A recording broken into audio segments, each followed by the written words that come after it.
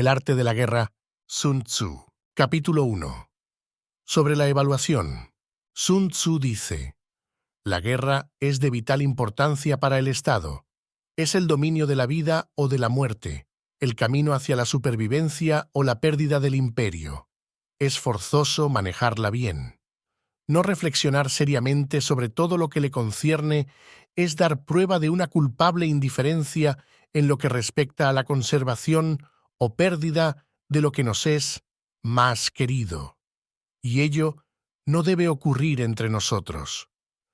Hay que valorarla en términos de 5 factores fundamentales y hacer comparaciones entre diversas condiciones de los bandos rivales con vistas a determinar el resultado de la guerra. El primero de estos factores es la doctrina, el segundo, el tiempo, el tercero, el terreno, el cuarto, el mando, y el quinto, la disciplina. La doctrina significa aquello que hace que el pueblo esté en armonía con su gobernante, de modo que le siga donde sea, sin temer por sus vidas ni a correr cualquier peligro. El tiempo significa el yin y el yang, la noche y el día, el frío y el calor, días despejados o lluviosos y el cambio de las estaciones. El terreno implica las distancias y hace referencia a dónde es fácil o difícil desplazarse y si es campo abierto o lugares estrechos, y esto influencia las posibilidades de supervivencia. El mando ha de tener como cualidades sabiduría, sinceridad, benevolencia, coraje y disciplina. Por último, la disciplina ha de ser comprendida como la organización del ejército, las graduaciones y rangos entre los oficiales, la regulación de las rutas de suministros y la provisión de material militar al ejército. Estos 5 factores fundamentales han de ser conocidos por cada general. Aquel que los domina, vence. Aquel que no, sale derrotado. Por lo tanto, al trazar los planes, han de compararse los siguientes 7 factores, valorando cada uno con el mayor cuidado. ¿Qué dirigente es más sabio y capaz? ¿Qué comandante posee el mayor talento? ¿Qué ejército obtiene ventajas de la naturaleza y el terreno? ¿En qué ejército se observan mejor las regulaciones y las instrucciones? ¿Qué tropas son más fuertes? ¿Qué ejército tiene oficiales y tropas mejor entrenadas? ¿Qué ejército administra recompensas y castigos de forma más justa? Mediante el estudio de estos 7 factores, seré capaz de adivinar cuál de los 2 bandos saldrá victorioso y cuál será derrotado. El general que siga mi consejo es seguro que vencerá. Ese general ha de ser mantenido al mando. Aquel que ignore mi consejo ciertamente será derrotado. Ese debe ser destituido. Tras prestar atención a mi consejo y planes, el general debe crear una situación que contribuya a su cumplimiento. Por situación, quiero decir que debe tomar en consideración la situación del campo y actuar de acuerdo con lo que le es ventajoso. El arte de la guerra se basa en el engaño. Por lo tanto, cuando es capaz de atacar, ha de aparentar incapacidad. Cuando las tropas se mueven, aparentar inactividad. Si está cerca del enemigo, ha de hacerle creer que está lejos. Si está lejos, aparentar que se está cerca. Poner cebos para atraer al enemigo. Golpear al enemigo cuando está desordenado. Prepararse contra él cuando está seguro en todas partes. Evitarle durante un tiempo cuando es más fuerte. Si tu oponente tiene un temperamento colérico, intenta irritarle. Si es arrogante, trata de fomentar su egoísmo. Si las tropas enemigas se hallan bien preparadas tras una reorganización, intenta desordenarlas. Si están unidas, siembra la disensión entre sus filas. Ataca al enemigo cuando no está preparado y aparece cuando no te espera. Estas son las claves de la victoria para el estratega. Ahora, si las estimaciones realizadas antes de la batalla indican victoria, es porque los cálculos cuidadosamente realizados muestran que tus condiciones son más favorables que las condiciones del enemigo. Si indican derrota, es porque muestran que las condiciones favorables para la batalla son menores. Con una evaluación cuidadosa, uno puede vencer. Sin ella, no puede. Muchas menos oportunidades de victoria tendrá aquel que no realiza cálculos en absoluto. Gracias a este método se puede examinar la situación y el resultado aparece claramente. Capítulo 2. Sobre la iniciación de las acciones. Una vez comenzada la batalla, aunque estés ganando, de continuar por mucho tiempo, desanimará a tus tropas y embotará tu espada. Si estás sitiando una ciudad, agotarás tus fuerzas. Si mantienes a tu ejército durante mucho tiempo en campaña, tus suministros se agotarán. Las armas son instrumentos de mala suerte. Emplearlas por mucho tiempo producirá calamidades. Como se ha dicho, los que a hierro matan, a hierro mueren. Cuando tus tropas están desanimadas, tu espada embotada, agotadas tus fuerzas y tus suministros son escasos, hasta los tuyos se aprovecharán de tu debilidad para sublevarse. Entonces, aunque tengas consejeros sabios, al final no podrás hacer que las cosas salgan bien. Por esta causa, he oído hablar de operaciones militares que han sido torpes y repentinas, pero nunca he visto a ningún experto en el arte de la guerra que mantuviese la campaña por mucho tiempo. Nunca es beneficioso para un país dejar que una operación militar se prolongue por mucho tiempo. Como se dice comúnmente, sé rápido como el trueno que retumba antes de que hayas podido taparte los oídos, veloz como el relámpago que relumbra antes de haber podido pestañear. Por lo tanto, los que no son totalmente conscientes de la desventaja de servirse de las armas no pueden ser totalmente conscientes de las ventajas de utilizarlas. Los que utilizan los medios militares con pericia no activan a sus tropas 2 veces, ni proporcionan alimentos en 3 ocasiones, con un mismo objetivo. Esto quiere decir que no se debe movilizar al pueblo más de una vez por campaña y que inmediatamente después de alcanzar la victoria no se debe regresar al propio país para hacer una segunda movilización. Al principio, esto significa proporcionar alimentos para las propias tropas, pero después se quitan los alimentos al enemigo. Si tomas los suministros de armas de tu propio país, pero quitas los alimentos al enemigo, puedes estar bien abastecido de armamento y de provisiones. Cuando un país se empobrece a causa de las operaciones militares, se debe al transporte de provisiones desde un lugar distante. Si las transportas desde un lugar distante, el pueblo se empobrecerá. Los que habitan cerca de donde está el ejército pueden vender sus cosechas a precios elevados, pero se acaba de este modo el bienestar de la mayoría de la población. Cuando se transportan las provisiones muy lejos, la gente se arruina a causa del alto costo. En los mercados cercanos al ejército, los precios de las mercancías se aumentan. Por lo tanto, las largas campañas militares constituyen una lacra para el país. Cuando se agotan los recursos, los impuestos se recaudan bajo presión. Cuando el poder y los recursos se han agotado, se arruina el propio país. Se priva al pueblo de gran parte de su presupuesto, mientras que los gastos del gobierno para armamentos se elevan. Los habitantes constituyen la base de un país. Los alimentos son la felicidad del pueblo. El príncipe debe respetar este hecho y ser sobrio y austero en sus gastos públicos. En consecuencia, un general inteligente lucha por desproveer al enemigo de sus alimentos. Cada porción de alimentos tomados al enemigo equivale a 20 que te suministras a ti mismo.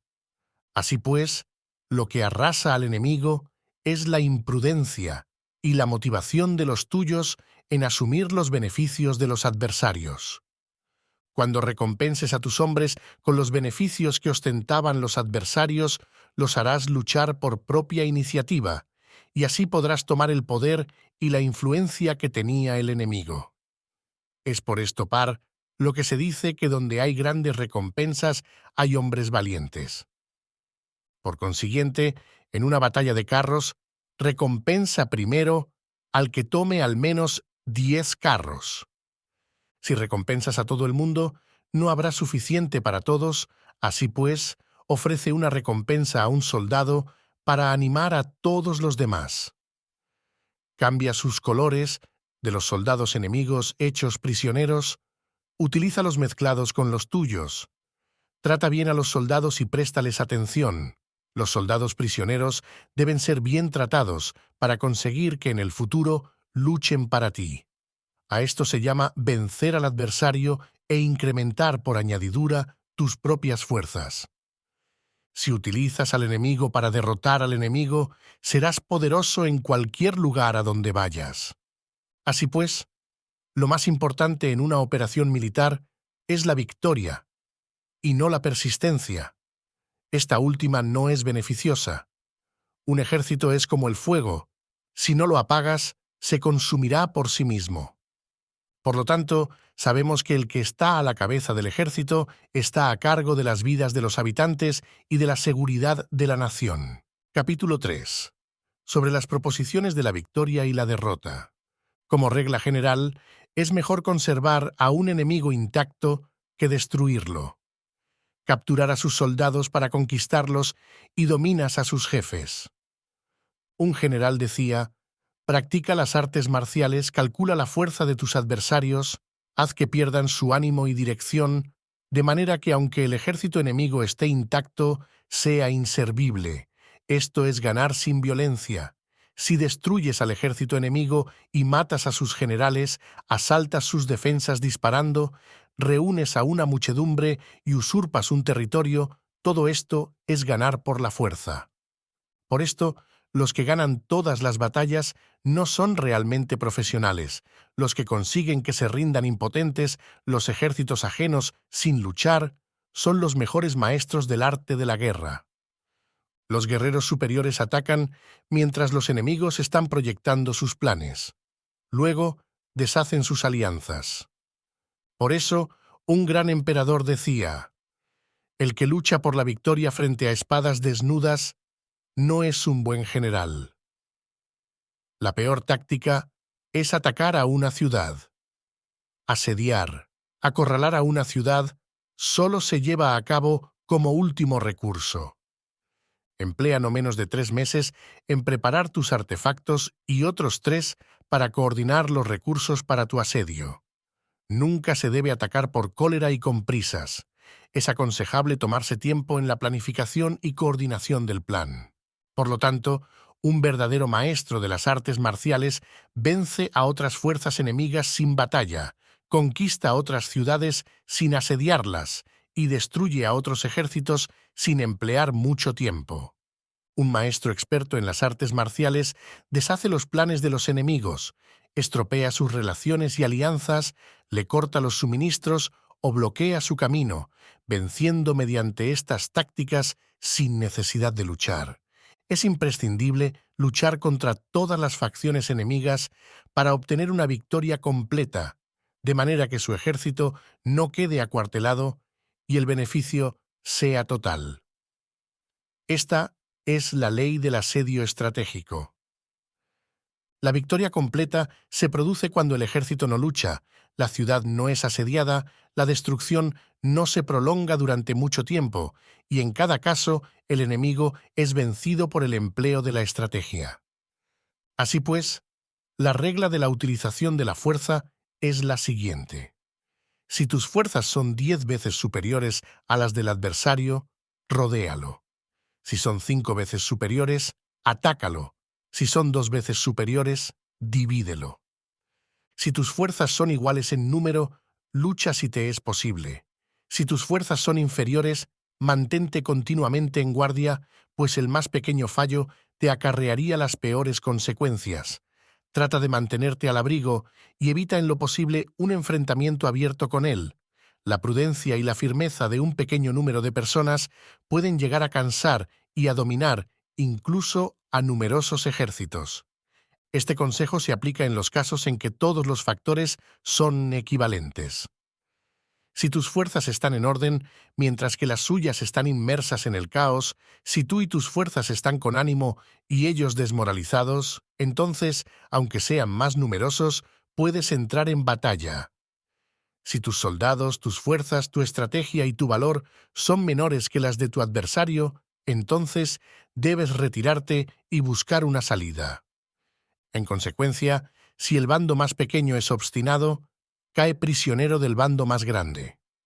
Esto quiere decir que si un pequeño ejército no hace una valoración adecuada de su poder y se atreve a enemistarse con una gran potencia, por mucho que su defensa sea firme, inevitablemente se convertirá en conquistado. Si no puedes ser fuerte, pero tampoco sabes ser débil, serás derrotado. Los generales son servidores del pueblo. Cuando su servicio es completo, el pueblo es fuerte. Cuando su servicio es defectuoso, el pueblo es débil. Así pues, existen tres maneras en las que un príncipe lleva al ejército al desastre. Cuando un príncipe, ignorando los hechos, ordena avanzar a sus ejércitos o retirarse cuando no deben hacerlo. A esto se le llama inmovilizar al ejército. Cuando un príncipe ignora los asuntos militares, pero comparte en pie de igualdad el mando del ejército, los soldados acaban confusos. Cuando el príncipe ignora cómo llevar a cabo las maniobras militares, pero comparte por igual su dirección, los soldados están vacilantes. Una vez que los ejércitos están confusos y vacilantes, empiezan los problemas procedentes de los adversarios. A esto se le llama perder la victoria por trastornar el aspecto militar. Si intentas utilizar los métodos de un gobierno civil para dirigir una operación militar, la operación será confusa. Triunfan aquellos que saben cuándo luchar y cuándo no, saben discernir cuándo utilizar muchas o pocas tropas. Tienen tropas cuyos rangos superiores e inferiores tienen el mismo objetivo. Se enfrentan con preparativos a enemigos desprevenidos. Tienen generales competentes y no limitados por sus gobiernos civiles. Estas 5 son las maneras de conocer al futuro vencedor. Hablar de que el príncipe sea el que da las órdenes en todo es como el general solicitarle permiso al príncipe para poder apagar un fuego. Para cuando sea autorizado, ya no quedan sino cenizas. Si conoces a los demás y te conoces a ti mismo, ni en 100 batallas correrás peligro. Si no conoces a los demás, pero te conoces a ti mismo, perderás una batalla y ganarás otra. Si no conoces a los demás, ni te conoces a ti mismo, correrás peligro en cada batalla. Capítulo 4. Sobre la medida en la disposición de los medios. Antiguamente, los guerreros expertos se hacían a sí mismos invencibles en primer lugar, y después aguardaban para descubrir la vulnerabilidad de sus adversarios. Hacerte invencible significa conocerte a ti mismo. Aguardar para descubrir la vulnerabilidad del adversario significa conocer a los demás. La invencibilidad está en uno mismo, la vulnerabilidad en el adversario. Por esto, los guerreros expertos pueden ser invencibles, pero no pueden hacer que sus adversarios sean vulnerables. Si los adversarios no tienen orden de batalla sobre el que informarse, ni negligencias o fallos de los que aprovecharse, ¿cómo puedes vencerlos aunque estén bien pertrechados? Por esto es por lo que se dice que la victoria puede ser percibida, pero no fabricada. La invencibilidad es una cuestión de defensa, la vulnerabilidad, una cuestión de ataque. Mientras no hayas observado vulnerabilidades en el orden de batalla de los adversarios, oculta tu propia formación de ataque y prepárate para ser invencible, con la finalidad de preservarte. Cuando los adversarios tienen órdenes de batalla vulnerables, es el momento de salir a atacarlos. La defensa es para tiempos de escasez, el ataque para tiempos de abundancia. Los expertos en defensa se esconden en las profundidades de la tierra. Los expertos en maniobras de ataque se esconden en las más elevadas alturas del cielo. De esta manera, pueden protegerse y lograr la victoria total. En situaciones de defensa, acalláis las voces y borráis las huellas, escondidos como fantasmas y espíritus bajo tierra, invisibles para todo el mundo. En situaciones de ataque, vuestro movimiento es rápido y vuestro grito fulgurante, veloz como el trueno y el relámpago, para los que no se puede uno preparar, aunque vengan del cielo. Prever la victoria cuando cualquiera la puede conocer no constituye verdadera destreza. Todo el mundo elogia la victoria ganada en batalla, pero esa victoria no es realmente tan buena. Todo el mundo elogia la victoria en la batalla, Pero lo verdaderamente deseable es poder ver el mundo de lo sutil y darte cuenta del mundo de lo oculto, hasta el punto de ser capaz de alcanzar la victoria donde no existe forma.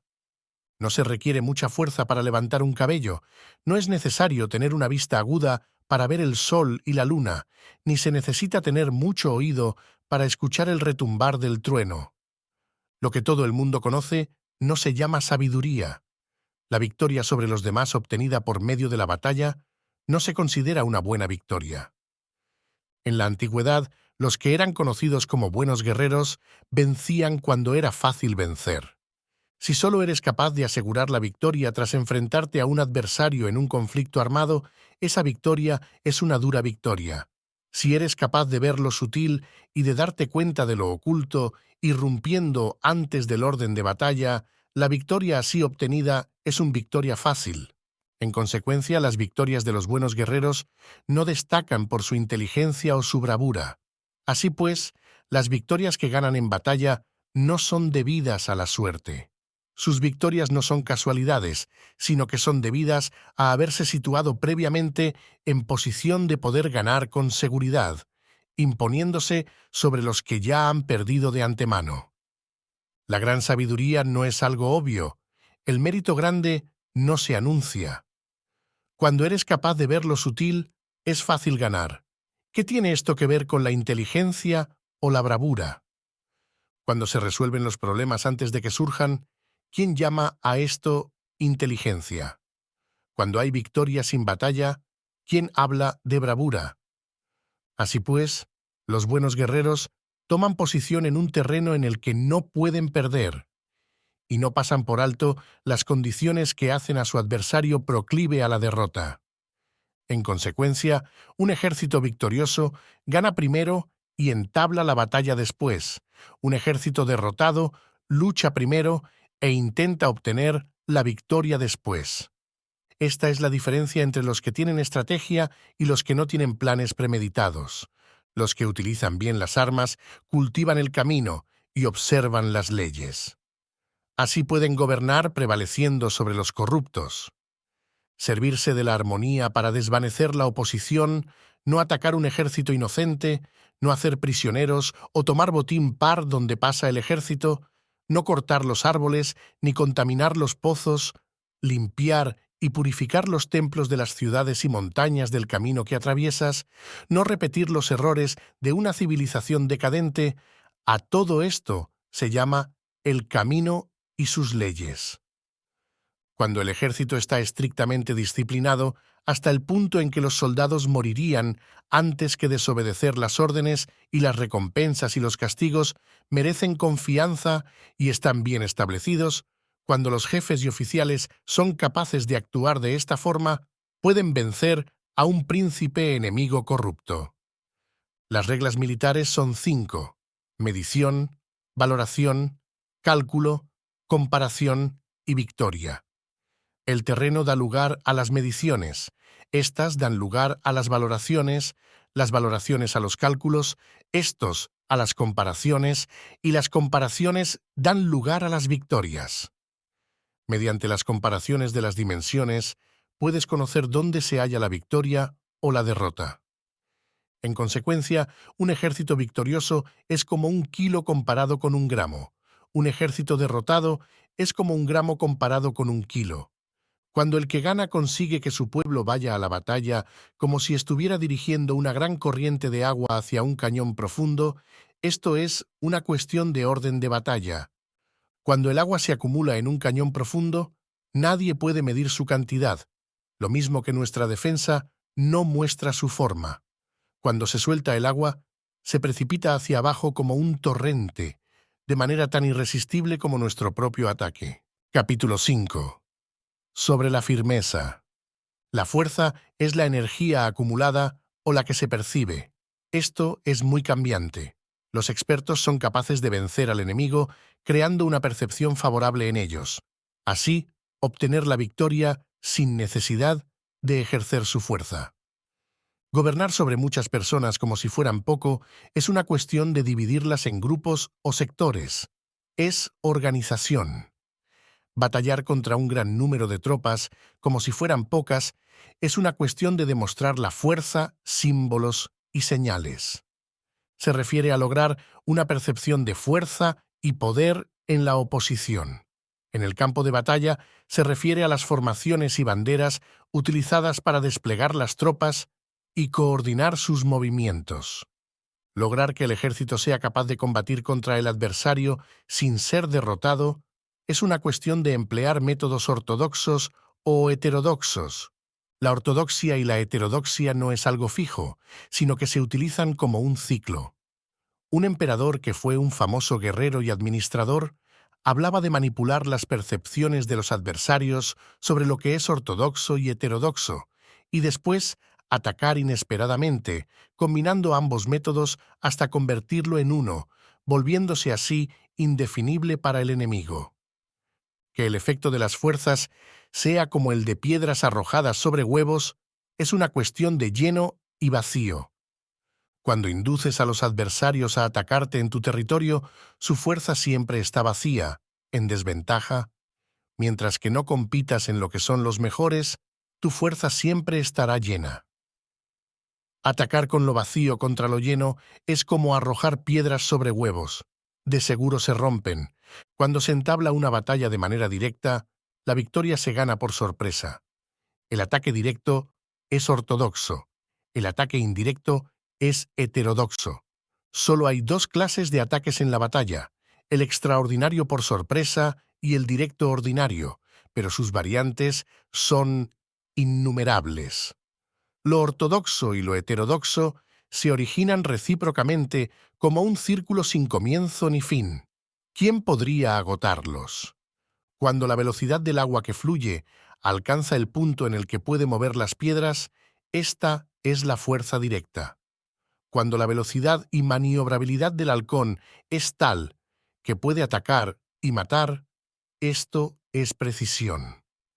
Lo mismo ocurre con los guerreros expertos. Su fuerza es rápida, su precisión certera. Su fuerza es como disparar una catapulta, su precisión es dar en el objetivo previsto y causar el efecto esperado. El desorden llega del orden, la cobardía surge del valor, la debilidad brota de la fuerza. Si quieres fingir desorden para convencer a tus adversarios y distraerlos, primero tienes que organizar el orden, porque solo entonces puedes crear un desorden artificial. Si quieres fingir cobardía para conocer la estrategia de los adversarios, primero tienes que ser extremadamente valiente, porque solo entonces puedes actuar como tímido de manera artificial. Si quieres fingir debilidad para inducir la arrogancia en tus enemigos, primero has de ser extremadamente fuerte, porque solo entonces puedes pretender ser débil. El orden y el desorden son una cuestión de organización. La cobardía es una cuestión valentía y la de ímpetu. La fuerza y la debilidad son una cuestión de la formación en la batalla. Cuando un ejército tiene la fuerza del ímpetu, percepción, incluso el tímido se vuelve valiente. Cuando pierde la fuerza del ímpetu, incluso el valiente se convierte en tímido. Nada está fijado en las leyes de la guerra. Estas se desarrollan sobre la base del ímpetu. Con astucia se puede anticipar y lograr que los adversarios se convenzan a sí mismos cómo proceder y moverse. Les ayuda a caminar por el camino que les traza. Hace moverse a los enemigos con la perspectiva del triunfo para que caigan en la emboscada. Los buenos guerreros buscan la efectividad en la batalla a partir de la fuerza del ímpetu, percepción, y no dependen solo de la fuerza de sus soldados. Son capaces de escoger a la mejor gente, desplegarlos adecuadamente y dejar que la fuerza del ímpetu logre sus objetivos. Cuando hay entusiasmo, convicción, orden, organización, recursos, compromiso de los soldados, tienes la fuerza del ímpetu y el tímido es valeroso. Así es posible asignar a los soldados por sus capacidades, habilidades y encomendarle deberes y responsabilidades adecuadas. El valiente puede luchar, el cuidadoso puede hacer de centinela y el inteligente puede estudiar, analizar y comunicar. cada cual es útil. Hacer que los soldados luchen permitiendo que la fuerza del ímpetu haga su trabajo es como hacer rodar rocas. Las rocas permanecen inmóviles cuando están en un lugar plano, pero ruedan en un plano inclinado. Se quedan fijas cuando son cuadradas, pero giran si son redondas. Por lo tanto, cuando se conduce a los hombres a la batalla con astucia, el impulso es como rocas redondas que se precipitan montaña abajo. Esta es la fuerza que produce la victoria. Capítulo 6. Sobre lo lleno y lo vacío. Los que anticipan, se preparan y llegan primero al campo de batalla y esperan al adversario están en posición descansada. Los que llegan los últimos al campo de batalla, los que improvisan y entablan la lucha, quedan agotados.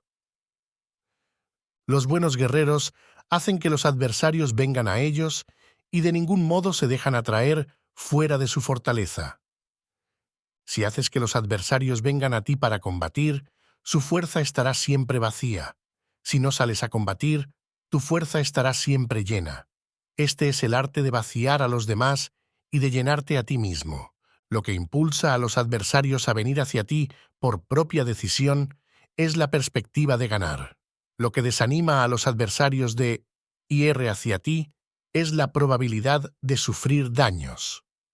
Cuando los adversarios están en posición favorable, debes cansarlos. Cuando están bien alimentados, cortar los suministros. Cuando están descansando, hacer que se pongan en movimiento. Ataca inesperadamente, haciendo que los adversarios se agoten corriendo para salvar sus vidas.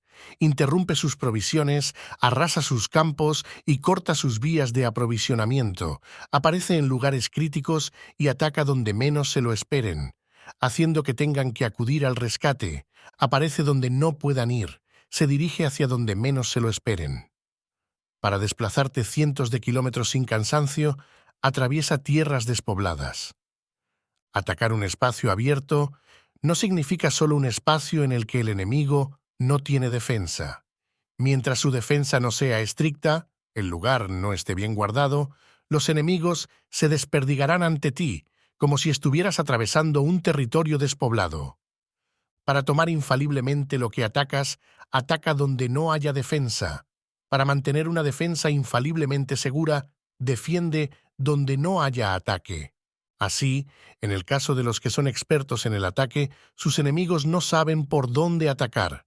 Cuando se cumplen las instrucciones, las personas son sinceramente leales y comprometidas, los planes y preparativos para la defensa implantados con firmeza, siendo tan sutil y reservado que no se revelan las estrategias de ninguna forma, y los adversarios se sienten inseguros, y su inteligencia no les sirve para nada. Sé extremadamente sutil, discreto, hasta el punto de no tener forma. Sé completamente misterioso y confidencial, hasta el punto de ser silencioso. De esta manera podrás dirigir el destino de tus adversarios. Para avanzar sin encontrar resistencia, arremete por sus puntos débiles. Para retirarte de manera esquiva, sé más rápido que ellos. Las situaciones militares se basan en la velocidad. Llega como el viento, muévete como el relámpago, y los adversarios no podrán vencerte. Por lo tanto, cuando quieras entrar en batalla, incluso si el adversario está atrincherado en una posición defensiva, no podrá evitar luchar si atacas en el lugar en el que debe acudir irremediablemente al rescate. Cuando no quieras entrar en batalla, incluso si trazas una línea en el terreno que quieres conservar, el adversario no puede combatir contigo porque le das una falsa pista. Esto significa que cuando los adversarios llegan para atacarte, no luchas con ellos, sino que estableces un cambio estratégico para confundirlos y llenarlos de incertidumbre. Por consiguiente, cuando induces a otros a efectuar una formación, mientras que tú mismo permaneces sin forma, estás concentrado, mientras que tu adversario está dividido. Haz que los adversarios vean como extraordinario lo que es ordinario para ti. Haz que vean como ordinario lo que es extraordinario para ti. Esto es inducir al enemigo a efectuar una formación. Una vez vista la formación del adversario, concentras tus tropas contra él. Como tu formación no está a la vista, El adversario dividirá seguramente sus fuerzas. Cuando estás concentrado formando una sola fuerza, mientras que el enemigo está dividido en 10, estás atacando a una concentración de 1 contra 10, así que tus fuerzas superan a las suyas. Si puedes atacar a unos pocos soldados con muchos, diezmarás el número de tus adversarios. Cuando estás fuertemente atrincherado, te has hecho fuerte tras buenas barricadas, y no dejas filtrar ninguna información sobre tus fuerzas. Sal afuera sin formación precisa, ataca y conquista de manera incontenible. No han de conocer dónde piensas librar la batalla, porque cuando no se conoce, el enemigo destaca muchos puestos de vigilancia, y en el momento en el que se establecen numerosos puestos, solo tienes que combatir contra pequeñas unidades. Así pues, cuando su vanguardia está preparada, su retaguardia es defectuosa, y cuando su retaguardia está preparada, su vanguardia presenta puntos débiles. Las preparaciones de su ala derecha significarán carencia en su ala izquierda. Las preparaciones por todas partes significará ser vulnerable por todas partes. Esto significa que cuando las tropas están de guardia en muchos lugares, están forzosamente desperdigadas en pequeñas unidades. Cuando se dispone de pocos soldados, se está a la defensiva contra el adversario. El que dispone de muchos hace que el enemigo tenga que defenderse. Cuantas más defensas induces a adoptar a tu enemigo, más debilitado quedará. Así, si conoces el lugar y la fecha de la batalla, puedes acudir a ella aunque estés a 1000 kilómetros de distancia. Si no conoces el lugar y la fecha de la batalla, entonces tu flanco izquierdo no puede salvar al derecho, tu vanguardia no puede salvar a tu retaguardia, y tu retaguardia no puede salvar a tu vanguardia, ni siquiera en un territorio de unas pocas docenas de kilómetros. Si tienes muchas más tropas que los demás, ¿cómo puede ayudarte este factor para obtener la victoria? Si no conoces el lugar y la fecha de la batalla, aunque tus tropas sean más numerosas que las de ellos, ¿cómo puedes saber si vas a ganar o a perder? Así pues, se dice que la victoria puede ser creada. Si haces que los adversarios no sepan el lugar y la fecha de la batalla, siempre puedes vencer. Incluso si los enemigos son numerosos, puede hacerse que no entren en combate. Por tanto, haz tu valoración sobre ellos para averiguar sus planes y determinar qué estrategia puede tener éxito y cuál no. Incítalos a la acción para descubrir cuál es el esquema general de sus movimientos y descansa.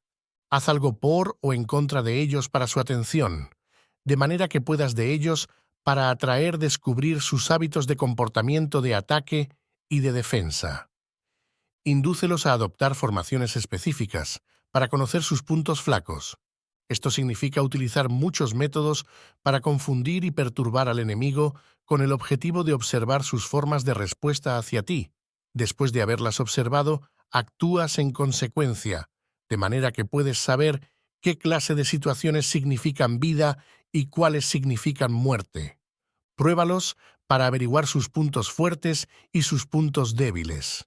Por lo tanto, el punto final de la formación de un ejército es llegar a la no forma. Cuando no tienes forma, los informadores no pueden descubrir nada, ya que la información no puede crear una estrategia. Una vez que no tienes forma perceptible, no dejas huellas que puedan ser seguidas, los informadores no encuentran ninguna grieta por donde mirar y los que están a cargo de la planificación no pueden establecer ningún plan realizable. La victoria sobre multitudes mediante formaciones precisas debe ser desconocida para las multitudes. Todo el mundo conoce la forma mediante la que resultó vencedor, pero nadie conoce la forma mediante la que aseguró la victoria. En consecuencia, la victoria en la guerra no es repetitiva, sino que adapta su forma continuamente. Determinar los cambios apropiados significa no repetir las estrategias previas para obtener la victoria. Para lograrla, puedo adaptarme desde el principio a cualquier formación que los adversarios puedan adoptar. Las formaciones son como el agua. La naturaleza del agua es evitar lo alto e ir hacia abajo. La naturaleza de los ejércitos es evitarlo lleno y atacarlo vacío. El flujo del agua está determinado por la tierra. La victoria viene determinada por el adversario. Así pues, un ejército no tiene formación constante, lo mismo que el agua no tiene forma constante. Se llama genio a la capacidad de obtener la victoria cambiando y adaptándose según el enemigo. Capítulo 7. Sobre el enfrentamiento directo e indirecto. Las autoridades civiles y después reúne y concentra a las tropas acuartelándolas juntas. Nada es más difícil que la lucha armada. Luchar con otros cara a cara para conseguir ventajas es lo más arduo del mundo. La dificultad de la lucha armada es hacer cercanas las distancias largas y convertir los problemas en ventajas. Mientras que das la apariencia de estar muy lejos, empiezas tu camino y llegas antes que el enemigo. Por lo tanto, haces que su ruta sea larga, atrayéndole con la esperanza de ganar. Cuando emprendes la marcha después que los otros y llegas antes que ellos, conoces la estrategia de hacer que las distancias sean cercanas. Sírvete de una unidad especial para engañar al enemigo, atrayéndole a una falsa persecución, haciéndole creer que el grueso de tus fuerzas está muy lejos. Entonces, lanzas una fuerza de ataque sorpresa que llega antes, aunque emprendió el camino después. Por consiguiente, la lucha armada puede ser provechosa y puede ser peligrosa. Para el experto es provechosa, para el inexperto peligrosa. Movilizar a todo el ejército para el combate en aras de obtener alguna ventaja tomaría mucho tiempo, pero combatir por una ventaja con un ejército incompleto tendría como resultado una falta de recursos.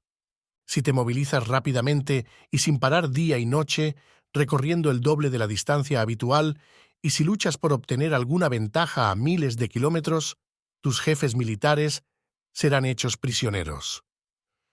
Los soldados que sean fuertes llegarán allí primero, los más cansados llegarán después. Como regla general, solo lo conseguirá 1 de cada 10. Cuando la ruta es larga, las tropas se cansan.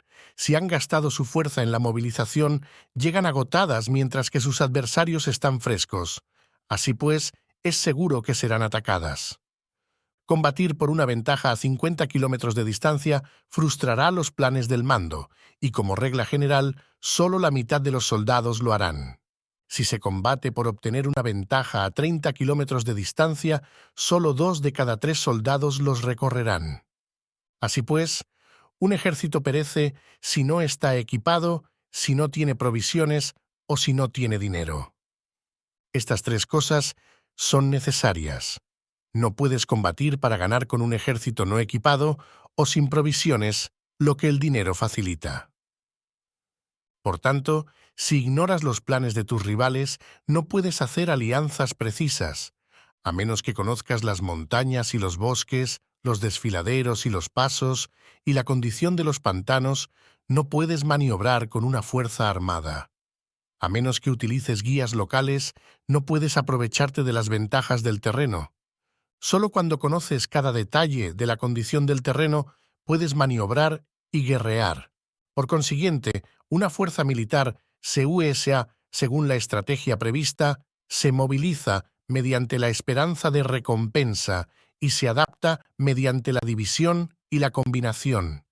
Una fuerza militar se establece mediante la estrategia en el sentido de que distraes al enemigo para que no pueda conocer cuál es tu situación real y no pueda imponer su supremacía. Se moviliza mediante la esperanza de recompensa en el sentido de que entra en acción cuando ve la posibilidad de obtener una ventaja. Dividir y volver a hacer combinaciones de tropas se hace para confundir al adversario y observar cómo reacciona frente a ti. De esta manera, puedes adaptarte para obtener la victoria. Por eso, cuando una fuerza militar se mueve con rapidez, es como el viento. Cuando va lentamente, es como el bosque. Es voraz, como el fuego, e inmóvil como las montañas. Es rápida como el viento en el sentido que llega sin avisar y desaparece como el relámpago. Es como un bosque porque tiene un orden. Es voraz como el fuego que devasta una planicie sin dejar tras sí ni una brizna de hierba. Es inmóvil como una montaña cuando se acuartela. Es tan difícil de conocer como la oscuridad. Su movimiento es como un trueno que retumba. Para ocupar un lugar, divide a tus tropas. Para expandir tu territorio, divide los beneficios. La regla general de las operaciones militares es desproveer de alimentos al enemigo todo lo que se pueda. Sin embargo, en localidades donde la gente no tiene mucho, es necesario dividir a las tropas en grupos más pequeños para que puedan tomar en diversas partes lo que necesitan, ya que sólo así tendrán suficiente. En cuanto a dividir el botín, significa que es necesario repartirlo entre las tropas para guardar lo que ha sido ganado, no dejando que el enemigo lo recupere. Actúa después de haber hecho una estimación. Gana el que conoce primero la medida de lo que está lejos y lo que está cerca. Esta es la regla general de la lucha armada. El primero que hace el movimiento es el invitado. El último es el anfitrión. El invitado lo tiene difícil, el anfitrión lo tiene fácil. Cerca y lejos significan desplazamiento. El cansancio, el hambre y el frío surgen del desplazamiento. Un antiguo libro que trata de asuntos militares dice: «Las palabras no son escuchadas, para eso se hacen los símbolos y los tambores. Las banderas y los estandartes se hacen a causa de la ausencia de visibilidad». Símbolos, tambores, banderas y estandartes se utilizan para concentrar y unificar los oídos y los ojos de los soldados. Una vez que están unificados, el valiente no puede actuar solo, ni el tímido puede retirarse solo. Esta es la regla general del empleo de un grupo. Unificar los oídos y los ojos de los soldados significa hacer que miren y escuchen al unísono de manera que no caigan en la confusión y el desorden.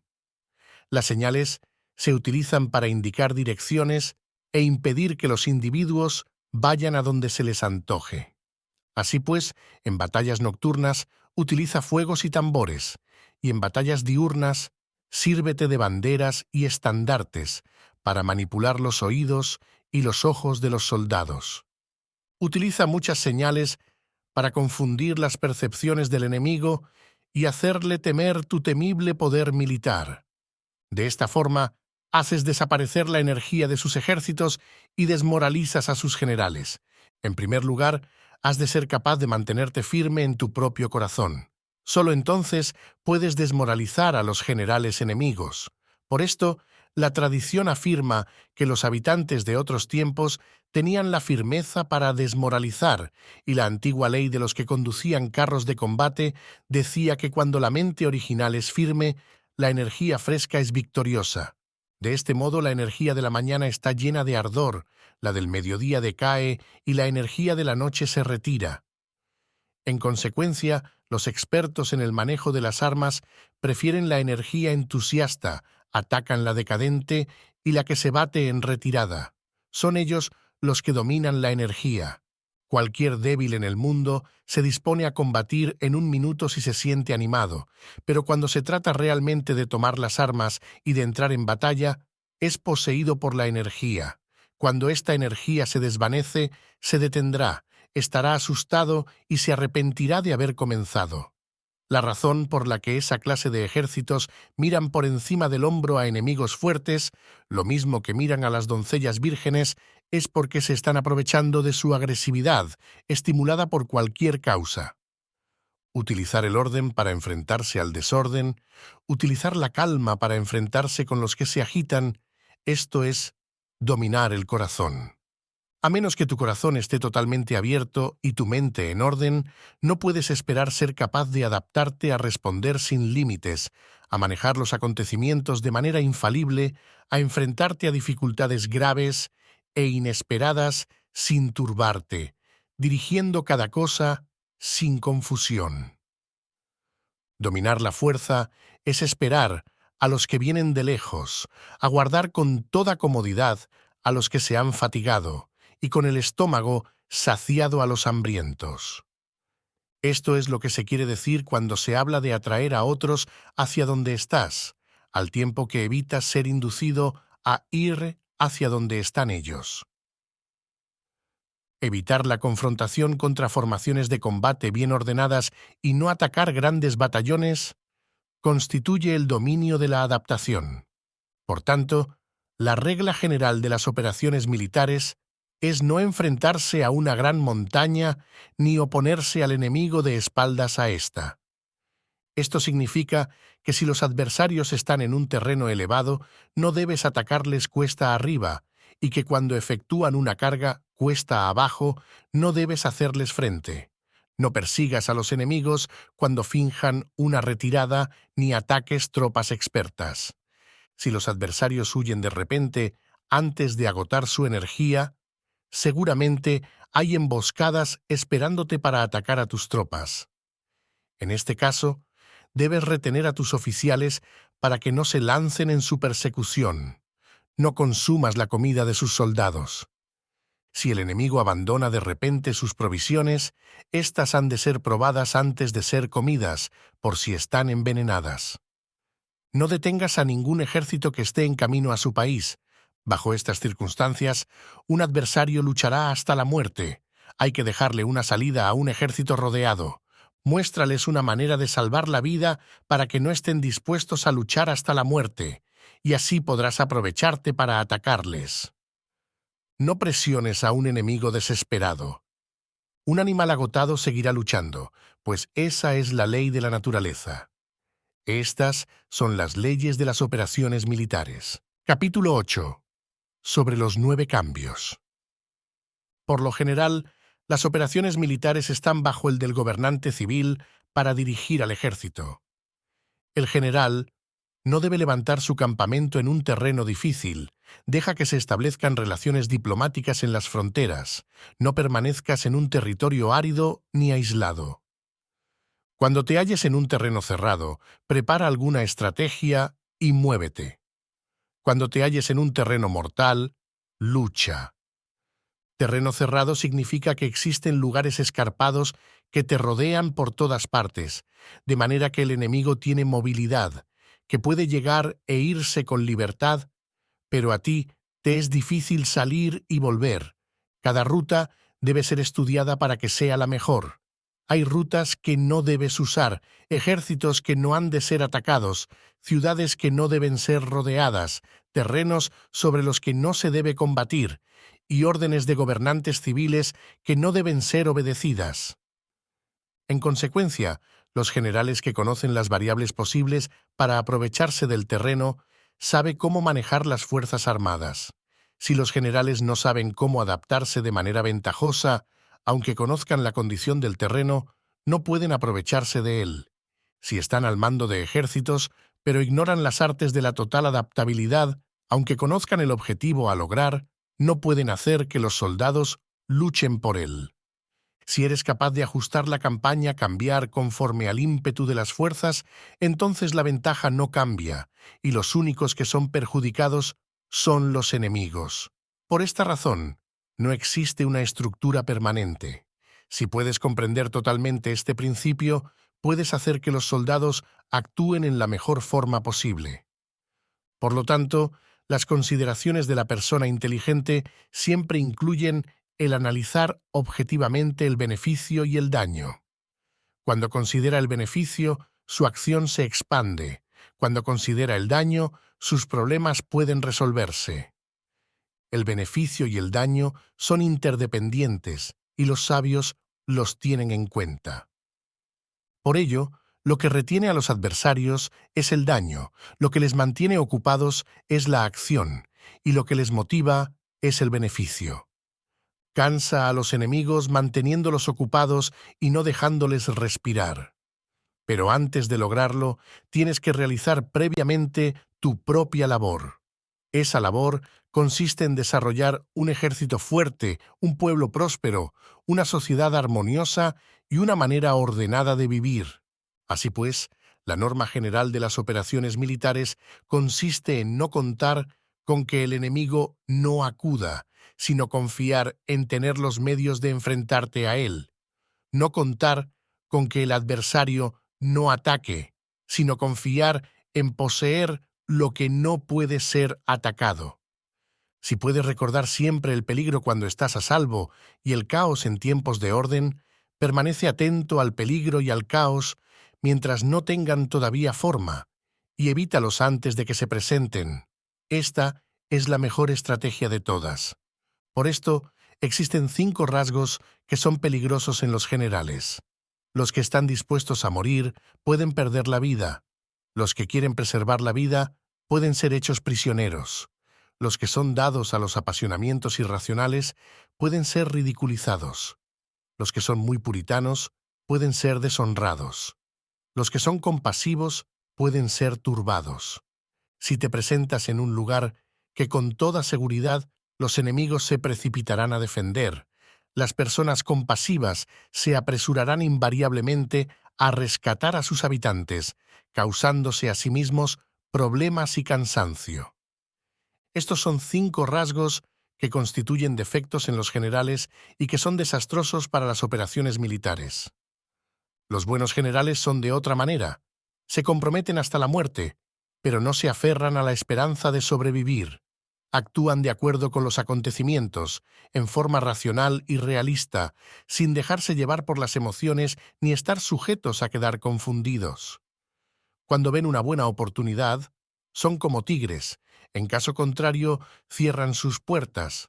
Su acción y su no acción son cuestiones de estrategia y no pueden ser complacidos ni enfadados. Capítulo 9. Sobre la distribución de los medios. Las maniobras militares son el resultado de los planes y las estrategias en la manera más ventajosa para ganar. Determinan la movilidad y efectividad de las tropas. Si vas a colocar tu ejército en posición de observar al enemigo, atraviesa rápido las montañas y vigílalos desde un valle. Considera el efecto de la luz y mantente en la posición más elevada del valle. Cuando combatas en una montaña, ataca desde arriba hacia abajo y no al revés. Combate estando cuesta abajo y nunca cuesta arriba. Evita que el agua divida tus fuerzas, aléjate de las condiciones desfavorables lo antes que te sea posible. No te enfrentes a los enemigos dentro del agua. Es conveniente dejar que pasen la mitad de sus tropas y en ese momento dividirlas y atacarlas. No te sitúes río abajo, no camines en contra de la corriente ni en contra del viento. Si acampas en la ribera de un río, tus ejércitos pueden ser sorprendidos de noche, empujados a ahogarse o se les puede colocar veneno en la corriente. Tus barcas no deben ser amarradas corriente abajo para impedir que el enemigo aproveche la corriente lanzando sus barcas contra ti. Si atraviesas pantanos, hazlo rápidamente. Si te encuentras frente a un ejército en medio de un pantano, permanece cerca de sus plantas acuáticas o respaldado por los árboles. En una llanura, toma posiciones desde las que sea fácil maniobrar, manteniendo las elevaciones del terreno detrás y a tu derecha, estando las partes más bajas delante y las más altos detrás. Generalmente, un ejército prefiere un terreno elevado y evita un terreno bajo, aprecia la luz y detesta la oscuridad. Los terrenos elevados son estimulantes y, por lo tanto, la gente se halla a gusto en ellos. Además, son convenientes para adquirir la fuerza del ímpetu. Los terrenos bajos son húmedos, lo cual provoca enfermedades y dificulta el combate. Cuida de la salud física de tus soldados con los mejores recursos disponibles. Cuando no existe la enfermedad en un ejército, se dice que éste es invencible. Donde haya montículos y terraplenes, sitúate en su lado soleado, manteniéndolos siempre a tu derecha y detrás. Colocarse en la mejor parte del terreno es ventajoso para una fuerza militar. La ventaja en una operación militar consiste en aprovecharse de todos los factores beneficiosos del terreno. Cuando llueve río arriba y la corriente trae consigo la espuma, si quieres cruzarlo, espera a que escampe. Siempre que un terreno presente barrancos infranqueables, lugares cerrados, trampas, riesgos, grietas y prisiones naturales, debes abandonarlo rápidamente y no acercarte a él. En lo que a mí concierne, siempre me mantengo alejado de estos accidentes del terreno, de manera que los adversarios estén más cerca que yo de ellos. Doy la cara a estos accidentes, de manera que queden a espaldas del enemigo. entonces estás en situación ventajosa y él tiene condiciones desfavorables. Cuando un ejército se está desplazando, si atraviesa territorios montañosos con muchas corrientes de agua y pozos, o pantanos cubiertos de juncos, o bosques vírgenes llenos de árboles y vegetación, es imprescindible escudriñarlos totalmente y con cuidado, ya que estos lugares ayudan a las emboscadas y a los espías. Es esencial bajar del caballo y escudriñar el terreno, por si existen tropas escondidas para tenderte una emboscada. También podría ser que hubiera espías al acecho, observándote y escuchando tus instrucciones y movimientos. Cuando el enemigo está cerca, pero permanece en calma, quiere decir que se halla en una posición fuerte. Cuando está lejos, pero intenta provocar hostilidades, quiere que avances. Si, además, su posición es accesible, eso quiere decir que le es favorable. Si un adversario no conserva la posición que le es favorable por las condiciones del terreno y se sitúa en otro lugar conveniente, debe ser porque existe alguna ventaja táctica para obrar de esta manera. Si se mueven los árboles, es que el enemigo se está acercando. Si hay obstáculos entre los matorrales, es que has tomado un mal camino. La idea de poner muchos obstáculos entre la maleza es hacerte pensar que existen tropas emboscadas escondidas en medio de ella. Si los pájaros alzan el vuelo, hay tropas emboscadas en el lugar. Si los animales están asustados, existen tropas atacantes. Si se elevan columnas de polvo altas y espesas, hay carros que se están acercando. Si son bajas y anchas, se acercan soldados a pie. Humaredas esparcidas significan que se está cortando leña. Pequeñas polvaredas que van y vienen indican que hay que levantar el campamento. Si los emisarios del enemigo pronuncian palabras humildes, mientras que éste incrementa sus preparativos de guerra, esto quiere decir que va a avanzar. Cuando se pronuncian palabras altisonantes y se avanza ostentosamente, es señal de que el enemigo se va a retirar. Si sus emisarios vienen con palabras humildes, envía espías para observar al enemigo y comprobarás que está aumentando sus preparativos de guerra. Cuando los carros ligeros salen en primer lugar y se sitúan en los flancos, están estableciendo un frente de batalla. Si los emisarios llegan pidiendo la paz sin firmar un tratado, significa que están tramando algún complot. Si el enemigo dispone rápidamente a sus carros en filas de combate, es que está esperando refuerzos. No se precipitarán para un encuentro ordinario si no entienden que les ayudará, o debe haber una fuerza que se halla a distancia y que es esperada en un determinado momento para unir sus tropas y atacarte. Conviene anticipar, prepararse inmediatamente para esta eventualidad. Si la mitad de sus tropas avanza y la otra mitad retrocede, es que el enemigo piensa atraerte a una trampa. El enemigo está fingiendo en este caso confusión y desorden para incitarte a que avances. Si los soldados enemigos se apoyan unos en otros, es que están hambrientos. Si los aguadores beben en primer lugar, es que las tropas están sedientas. Si el enemigo ve una ventaja pero no la aprovecha, es que está cansado. Si los pájaros se reúnen en el campo enemigo, es que el lugar está vacío. Si hay pájaros sobrevolando una ciudad, el ejército ha huido. Si se producen llamadas nocturnas, es que los soldados enemigos están atemorizados. Tienen miedo y están inquietos, y por eso se llaman unos a otros. Si el ejército no tiene disciplina, esto quiere decir que el general no es tomado en serio. Si los estandartes se mueven, es que está sumido en la confusión. Las señales se utilizan para unificar el grupo. Así pues, si se desplaza de acá para allá sin orden ni concierto, significa que sus filas están confusas. Si sus emisarios muestran irritación, significa que están cansados. Si matan sus caballos para obtener carne, es que los soldados carecen de alimentos. Cuando no tienen marmitas y no vuelven a su campamento, son enemigos completamente desesperados. Si se producen murmuraciones, faltas de disciplina y los soldados hablan mucho entre sí, quiere decir que se ha perdido la lealtad de la tropa. Las murmuraciones describen la expresión de los verdaderos sentimientos. Las faltas de disciplina indican problemas con los superiores. Cuando el mando ha perdido la lealtad de las tropas, los soldados se hablan con franqueza entre sí sobre los problemas con sus superiores. Si se otorgan numerosas recompensas, es que el enemigo se halla en un callejón sin salida. Cuando se ordenan demasiados castigos, es que el enemigo está desesperado. Cuando la fuerza de su ímpetu está agotada, otorgan constantes recompensas para tener contentos a los soldados, para evitar que se rebelen en masa. Cuando los soldados están tan agotados que no pueden cumplir las órdenes, son castigados una y otra vez para restablecer la autoridad. Ser violento al principio y terminar después temiendo a los propios soldados es el colmo de la ineptitud.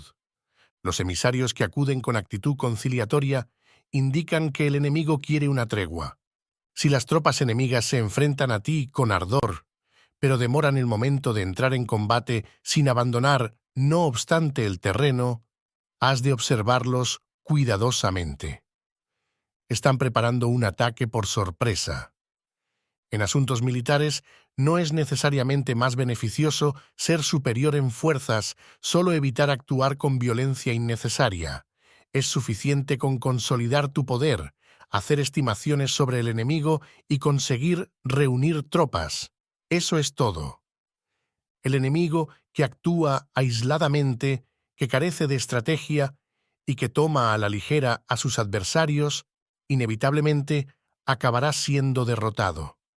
Si tu plan no contiene una estrategia de retirada o posterior al ataque, sino que confías exclusivamente en la fuerza de tus soldados y tomas a la ligera a tus adversarios sin valorar su condición, con toda seguridad caerás prisionero. Si se castiga a los soldados antes de haber conseguido que sean leales al mando, no obedecerán, y si no obedecen, serán difíciles de emplear. Tampoco podrán ser empleados si no se lleva a cabo ningún castigo, incluso después de haber obtenido su lealtad. Cuando existe un sentimiento subterráneo de aprecio y confianza, y los corazones de los soldados están ya vinculados al mando, si se relaja la disciplina, los soldados se volverán arrogantes y será imposible emplearlos. Por lo tanto, dirígelos mediante el arte civilizado y unifícalos mediante las artes marciales. Esto significa una victoria continua. Arte civilizado significa humanidad y artes marciales significan reglamentos. Mándalos con humanidad y benevolencia, unifícalos de manera estricta y firme. Cuando la benevolencia y la firmeza son evidentes, es posible estar seguro de la victoria. Cuando las órdenes se dan de manera clara, sencilla y consecuente a las tropas, éstas las aceptan. Cuando las órdenes son confusas, contradictorias y cambiantes, las tropas no las aceptan o no las entienden. Cuando las órdenes son razonables, justas, sencillas, claras y consecuentes, existe una satisfacción recíproca entre el líder y el grupo. Capítulo 10. Sobre la topología. Algunos terrenos son fáciles, otros difíciles, algunos neutros, otros estrechos, accidentados o abiertos. Cuando el terreno sea accesible, sé el primero en establecer tu posición, eligiendo las alturas soleadas, una posición que sea adecuada para transportar los suministros. Así tendrás ventaja cuando libres la batalla. Cuando estés en un terreno difícil de salir, estás limitado.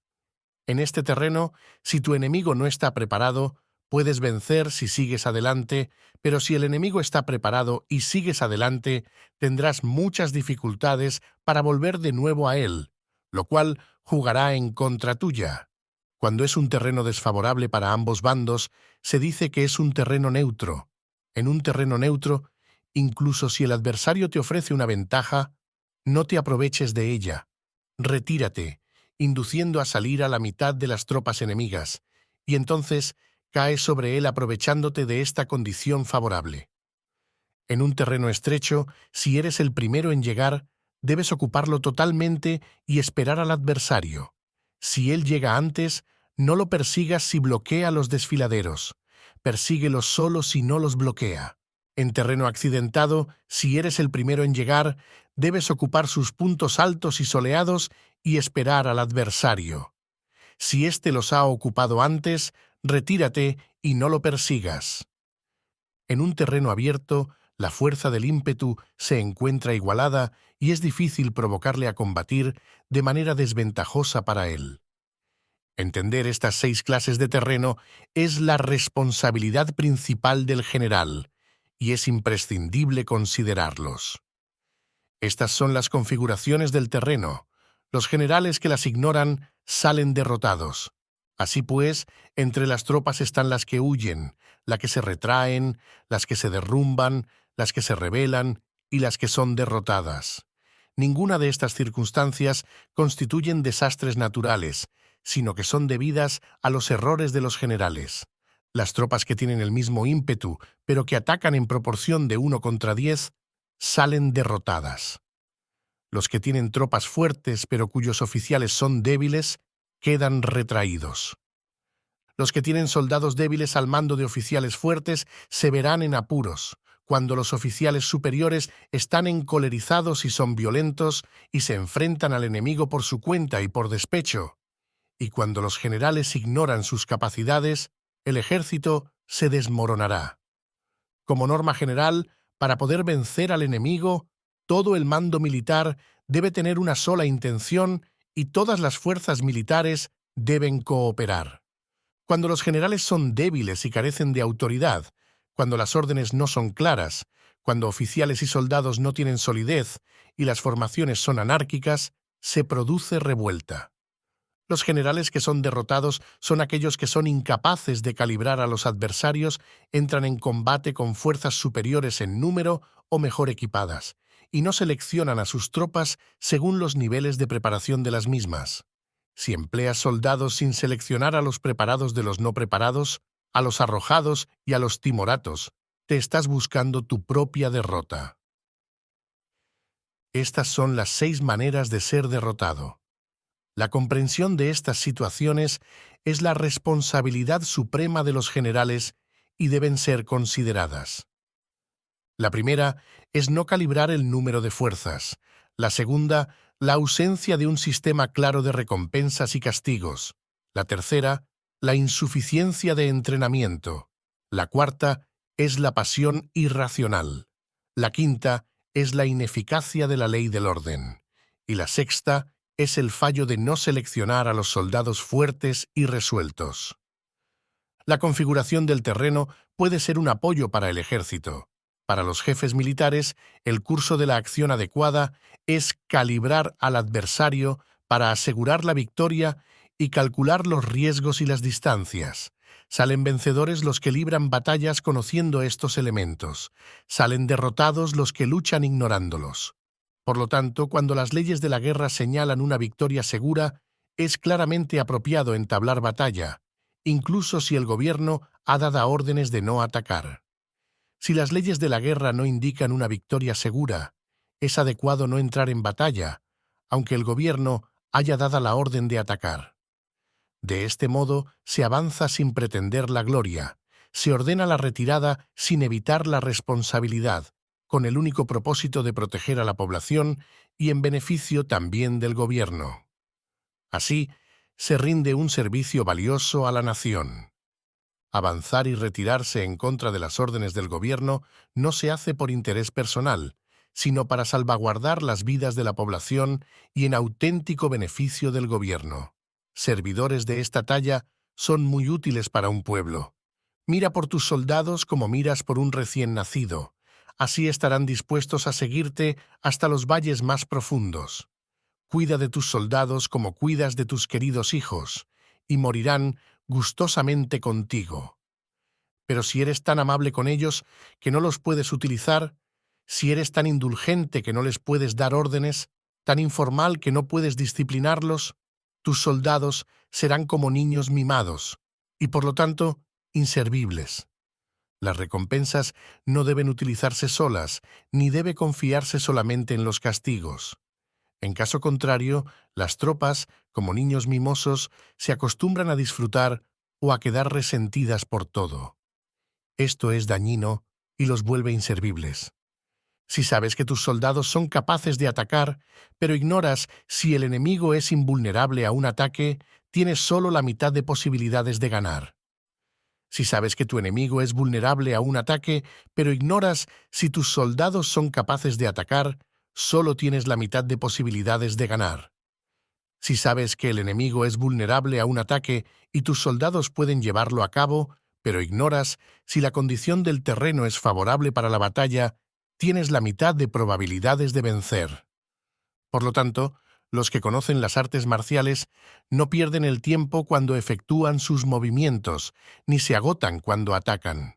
Debido a esto, se dice que cuando te conoces a ti mismo y conoces a los demás, la victoria no es un peligro. Cuando conoces el cielo y la tierra, la victoria es inagotable. Capítulo 11. Sobre las 9 clases de terreno. Conforme a las leyes de las operaciones militares, existen 9 clases de terreno. Sí, intereses locales luchan entre sí en su propio territorio, a este se le llama terreno de dispersión. Cuando los soldados están apegados a su casa y combaten cerca de su hogar, pueden ser dispersados con facilidad.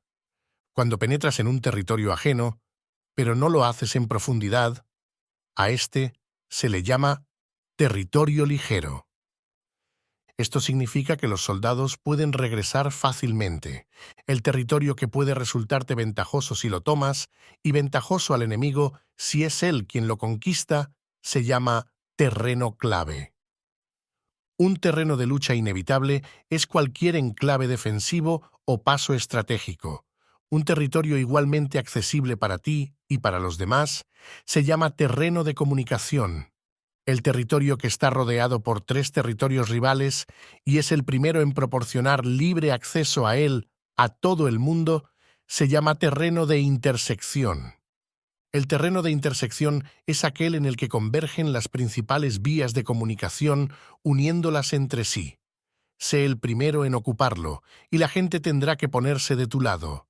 Si lo obtienes, te encuentras seguro. Si lo pierdes, corres peligro.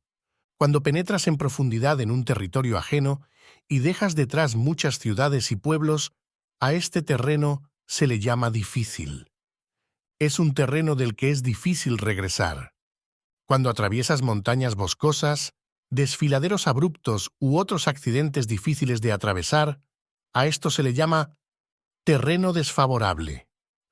Cuando el acceso es estrecho y la salida es tortuosa, de manera que una pequeña unidad enemiga puede atacarte, aunque tus tropas sean más numerosas, a este se le llama terreno cercado.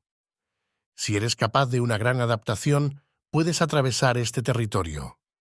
Si solo puedes sobrevivir en un territorio luchando con rapidez, y si es fácil morir si no lo haces, a este se le llama terreno mortal. Las tropas que se encuentran en un terreno mortal están en la misma situación que si se encontraran en una barca que se hunde o en una casa ardiendo. Así pues, no combatas en un terreno de dispersión, no te detengas en un terreno ligero, no ataques en un terreno clave, ocupado por el enemigo, no dejes que tus tropas sean divididas en un terreno de comunicación. En terrenos de intersección, establece comunicaciones. En terrenos difíciles, entra aprovisionado. En terrenos desfavorables, continúa marchando. En terrenos cercados, haz planes. En terrenos mortales, lucha. En un terreno de dispersión, los soldados pueden huir. Un terreno ligero es cuando los soldados han penetrado en territorio enemigo, pero todavía no tienen las espaldas cubiertas. Por eso, sus mentes no están realmente concentradas y no están listos para la batalla. No es ventajoso atacar al enemigo en un terreno clave. Lo que es ventajoso es llegar el primero a él. No debe permitirse que quede aislado el terreno de comunicación para poder servirse de las rutas de suministros. En terrenos de intersección estarás a salvo si estableces alianzas. Si las pierdes, te encontrarás en peligro. En terrenos difíciles, entrar aprovisionado significa reunir todo lo necesario para estar allí mucho tiempo. En terrenos desfavorables, ya que no puedes atrincherarte en ello, debes apresurarte a salir. En terrenos cercados, introduce tácticas sorpresivas. Si las tropas caen en un terreno mortal, todo el mundo luchará de manera espontánea. Por esto se dice, sitúa a las tropas en un terreno mortal y sobrevivirán. Los que eran antes considerados como expertos en el arte de la guerra eran capaces de hacer que el enemigo perdiera contacto entre su vanguardia y su retaguardia, la confianza entre las grandes y las pequeñas unidades, el interés recíproco para el bienestar de los diferentes rangos, el apoyo mutuo entre gobernantes y gobernados, el alistamiento de soldados y la coherencia de sus ejércitos. Estos expertos entraban en acción cuando les era ventajoso y se retenían en caso contrario. Introducían cambios para confundir al enemigo, atacándolos aquí y allá, aterrorizándolos y sembrando en ellos la confusión, de tal manera que no les daban tiempo para hacer planes. Se podría preguntar cómo enfrentarse a fuerzas enemigas numerosas y bien organizadas que se dirigen hacia ti. La respuesta es quitarles en primer lugar algo que aprecien y después te escucharán. La rapidez de acción es el factor esencial de la condición de la fuerza militar, aprovechándose de los errores de los adversarios, desplazándose por caminos que no esperan y atacando cuando no están en guardia. Esto significa que para aprovecharse de la falta de preparación, de visión y de cautela de los adversarios, es necesario actuar con rapidez, y que si dudas, esos errores no te servirán de nada. En una invasión, por regla general, cuanto más se adentran los invasores en el territorio ajeno, más fuertes se hacen hasta el punto de que el gobierno nativo no puede ya expulsarlos. Escoge campos fértiles y las tropas tendrán suficiente para comer. Cuida de su salud y evita el cansancio, consolida su energía, aumenta su fuerza. Que los movimientos de tus tropas y la preparación de tus planes sean insondables. Consolida la energía más entusiasta de tus tropas, ahorra las fuerzas sobrantes, mantén en secreto tus formaciones y tus planes, permaneciendo insondable para los enemigos, y espera a que se produzca un punto vulnerable para avanzar. Sitúa a tus tropas en un punto que no tenga salida, de manera que tengan que morir antes de poder escapar. Porque, ante la posibilidad de la muerte, ¿qué no estarán dispuestas a hacer? Los guerreros dan entonces lo mejor de sus fuerzas. Cuando se hallan ante un grave peligro, pierden el miedo. Cuando no hay ningún sitio a donde ir, permanecen firmes. Cuando están totalmente implicados en un terreno, se aferran a él. Si no tienen otra opción, lucharán hasta el final. Por esta razón, los soldados están vigilantes sin tener que ser estimulados, se alistan sin tener que ser llamados a filas, son amistosos sin necesidad de promesas y se puede confiar en ellos sin necesidad de órdenes.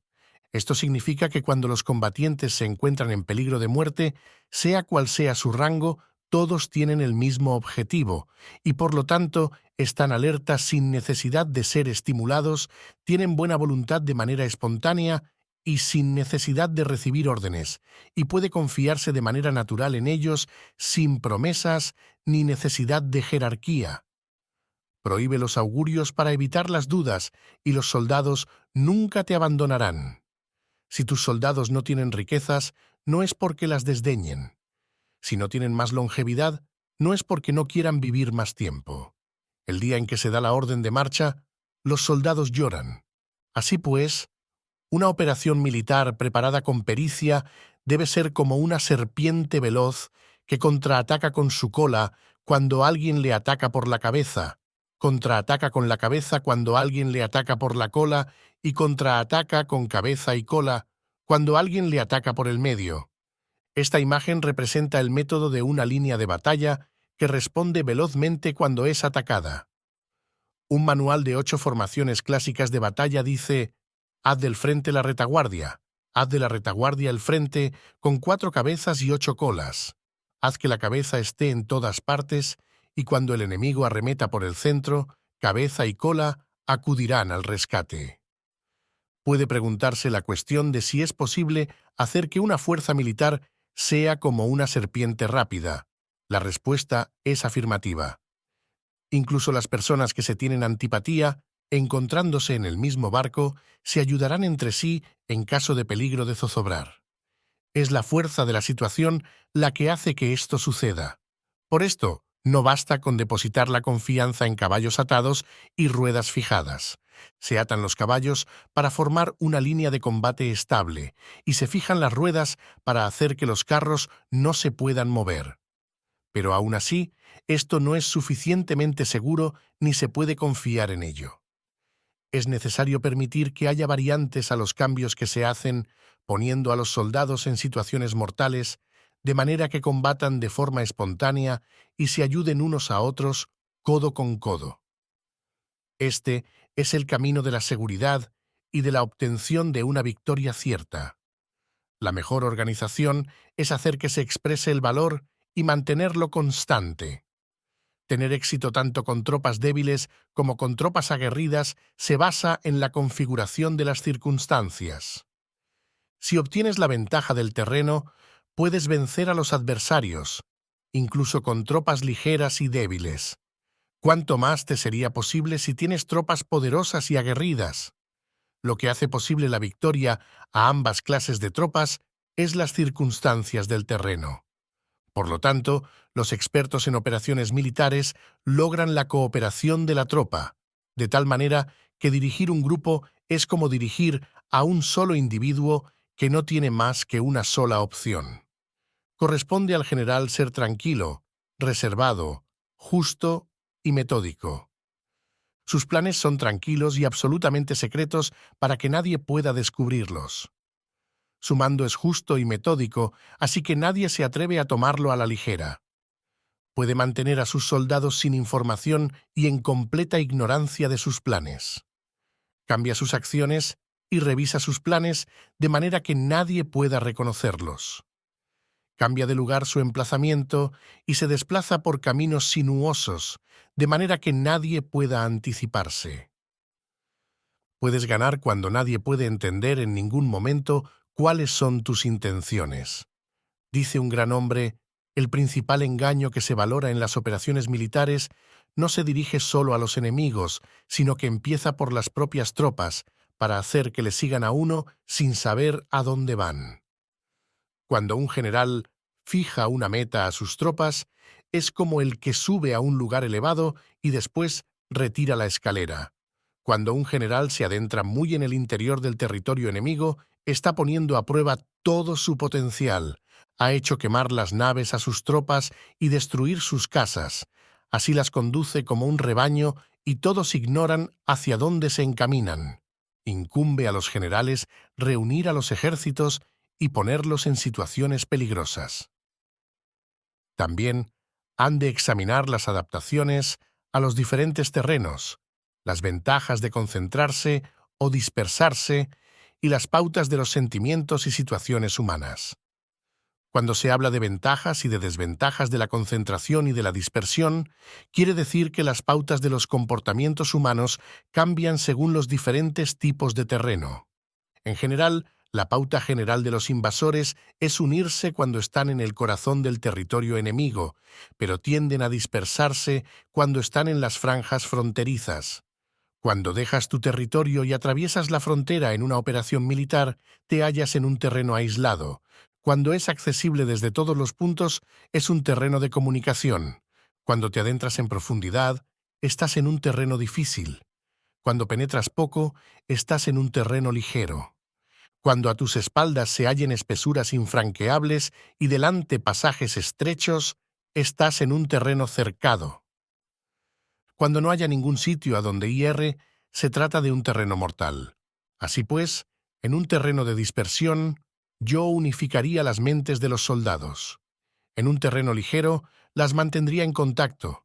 En un terreno clave, les haría apresurarse para tomarlo. En un terreno de intersección, prestaría atención a la defensa. En un terreno de comunicación, establecería sólidas alianzas. En un terreno difícil, aseguraría suministros continuados. En un terreno desfavorable, urgiría a mis tropas a salir rápidamente de él. En un terreno cercado, cerraría las entradas. En un terreno mortal, indicaría a mis tropas que no existe ninguna posibilidad de sobrevivir. Por esto, la psicología de los soldados consiste en resistir cuando se ven rodeados, luchar cuando no se puede evitar, y obedecer en casos extremos. Hasta que los soldados no se ven rodeados, no tienen la determinación de resistir al enemigo hasta alcanzar la victoria. Cuando están desesperados, presentan una defensa unificada. Por ello, los que ignoran los planes enemigos no pueden preparar alianzas. Los que ignoran las circunstancias del terreno no pueden hacer maniobrar a sus fuerzas. Los que no utilizan guías locales no pueden aprovecharse del terreno. Los militares de un gobierno eficaz deben conocer todos estos factores. Cuando el ejército de un gobierno eficaz ataca a un gran territorio, el pueblo no se puede unir. Cuando su poder sobrepasa a los adversarios, es imposible hacer alianzas. Si puedes averiguar los planes de tus adversarios, aprovéchate del terreno y haz maniobrar al enemigo de manera que se encuentre indefenso. En este caso, ni siquiera un gran territorio puede reunir suficientes tropas para detenerte. Por lo tanto, si no luchas por obtener alianzas, ni aumentas el poder de ningún país, pero extiendes tu influencia personal amenazando a los adversarios, todo ello hace que el país y las ciudades enemigas sean vulnerables. Otorga recompensas que no estén reguladas y da órdenes desacostumbradas. Considera la ventaja de otorgar recompensas que no tengan precedentes. Observa cómo el enemigo hace promesas sin tener en cuenta los códigos establecidos. Maneja las tropas como si fueran una sola persona. Empléalas en tareas reales, pero no les hables. Motívalas con recompensas, pero no les comentes los perjuicios posibles. Emplea a tus soldados solo en combatir, sin comunicarles tu estrategia. Déjales conocer los beneficios que les esperan, pero no les hables de los daños potenciales. Si la verdad se filtra, tu estrategia puede hundirse. Si los soldados empiezan a preocuparse, se volverán vacilantes y temerosos. Colócalos en una situación de posible exterminio y entonces lucharán para vivir. Ponles en peligro de muerte y entonces sobrevivirán. Cuando las tropas afrontan peligros, son capaces de luchar para obtener la victoria. Así pues, la tarea de una operación militar es fingir acomodarse a las intenciones del enemigo. Si te concentras totalmente en este, puedes matar a su general aunque estés a kilómetros de distancia. A esto se llama cumplir el objetivo con pericia. Al principio te acomodas a sus intenciones, después matas a sus generales. Esta es la pericia en el cumplimiento del objetivo. Así, el día en que se declara la guerra, se cierran las fronteras, se rompen los salvoconductos y se impide el paso de emisarios. Los asuntos se deciden rigurosamente desde que se comienza a planificar y establecer la estrategia desde la casa o cuartel general. El rigor en los cuarteles generales en la fase de planificación se refiere al mantenimiento del secreto. Cuando el enemigo ofrece oportunidades, aprovéchalas inmediatamente. Entérate primero de lo que pretende y después anticípate a él. Mantén la disciplina y adáptate al enemigo para determinar el resultado de la guerra. Así, al principio, eres como una doncella y el enemigo abre sus puertas. Entonces, tú eres como una liebre suelta, y el enemigo no podrá expulsarte. Capítulo 12. Sobre el arte de atacar por el fuego. Existen 5 clases de ataques mediante el fuego: quemar a las personas, quemar los suministros, quemar el equipo, quemar los almacenes y quemar las armas. El uso del fuego tiene que tener una base y exige ciertos medios. Existen momentos adecuados para encender fuegos, concretamente cuando el tiempo es seco y ventoso. Normalmente, en ataques mediante el fuego, es imprescindible seguir los cambios producidos por este. Cuando el fuego está dentro del campamento enemigo, prepárate rápidamente desde fuera. Si los soldados se mantienen en calma cuando el fuego se ha declarado, espera y no ataques. Cuando el fuego alcance su punto álgido, síguelo, si puedes. Si no, espera. En general, el fuego se utiliza para sembrar la confusión en el enemigo y así poder atacarle. Cuando el fuego puede ser prendido en campo abierto, no esperes a hacerlo en su interior. Hazlo cuando sea oportuno. Cuando el fuego sea atizado para el viento, no ataques en dirección contraria a éste. No es eficaz luchar contra el ímpetu del fuego, porque el enemigo luchará, en este caso, hasta la muerte. Si ha soplado el viento durante el día, a la noche amainará. Un viento diurno cesará al anochecer. Un viento nocturno cesará al amanecer. Los ejércitos han de saber que existen variantes de las 5 clases de ataques mediante el fuego y adaptarse a estas de manera racional. No basta saber cómo atacar a los demás con el fuego, es necesario saber cómo impedir que los demás te ataquen a ti. Así pues, la utilización del fuego para apoyar un ataque significa claridad, y la utilización del agua para apoyar un ataque significa fuerza. El agua puede incomunicar, pero no puede arrasar. El agua puede utilizarse para dividir a un ejército enemigo de manera que su fuerza se desuna y la tuya se fortalezca. Ganar combatiendo o llevar a cabo un asedio victorioso sin recompensar a los que han hecho méritos trae mala fortuna y se hace merecedor de ser llamado avaro. Por eso se dice que un gobierno esclarecido lo tiene en cuenta y que un buen mando militar recompensa el mérito. No moviliza a sus tropas cuando no hay ventajas que obtener, ni actúa cuando no hay nada que ganar, ni luchan cuando no existe peligro. Las armas son instrumentos de mal augurio y la guerra es un asunto peligroso. Es indispensable impedir una derrota desastrosa y, por lo tanto, no vale la pena movilizar un ejército por razones insignificantes. Las armas solo deben utilizarse cuando no existe otro remedio. Un gobierno no debe movilizar un ejército por ira y los jefes militares no deben provocar la guerra por cólera. Actúa cuando sea beneficioso. En caso contrario, desiste. La ira puede convertirse en alegría y la cólera puede convertirse en placer, pero un pueblo destruido no puede hacérsele renacer y la muerte no puede convertirse en vida. En consecuencia, un gobierno esclarecido presta atención a todo esto y un buen mando militar lo tiene en cuenta. Esta es la manera de mantener a la nación a salvo y de conservar intacto a su ejército. Capítulo 13. Sobre la concordia y la discordia. Una operación militar significa un gran esfuerzo para el pueblo y la guerra puede durar muchos años para obtener una victoria de un día. Así pues, fallar en conocer la situación de los adversarios por economizar en aprobar gastos para investigar y estudiar a la oposición es extremadamente inhumano y no es típico de un buen jefe militar, de un consejero de gobierno ni de un gobernante victorioso. Por lo tanto, lo que posibilita a un gobierno inteligente y a un mando militar sabio vencer a los demás y lograr triunfos extraordinarios con esa información esencial.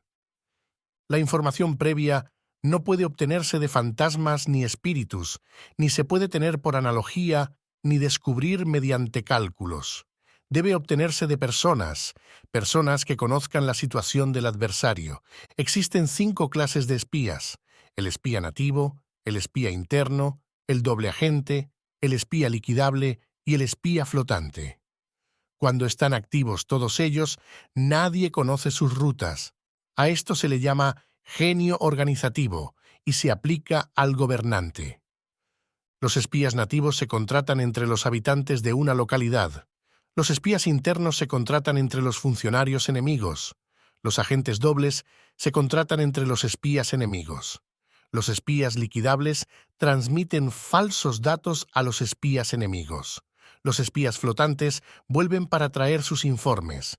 Entre los funcionarios del régimen enemigo se hallan aquellos con los que se puede establecer contacto y a los que se puede sobornar para averiguar la situación de su país y descubrir cualquier plan que se trame contra ti. También pueden ser utilizados para crear desavenencias y desarmonía. Planeta Libro Net. En consecuencia, nadie en las Fuerzas Armadas es tratado con tanta familiaridad como los espías, ni a nadie se le otorgan recompensas tan grandes como a ellos, ni hay asunto más secreto que el espionaje. Si no se trata bien a los espías, pueden convertirse en renegados y trabajar para el enemigo.